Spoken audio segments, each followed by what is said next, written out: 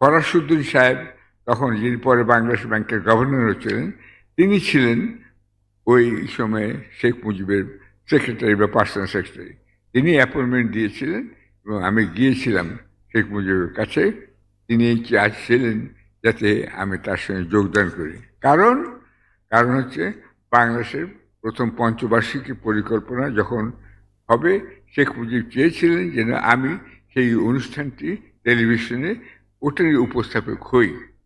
ওটারই উপস্থাপক হতে গিয়ে আমি শেখ মুজিবকে জাতির জন্য বলি না, শেখ সাহেবকে সেটাই বোঝানোর চেষ্টা করেছিলাম যে আমি আপনার কাজ করতে পারি না, এই জন্য যে আমি অনেক আগেই সিদ্ধান্ত নিয়েছি আমি সম্পূর্ণভাবে স্বাধীন থাকতে চাই।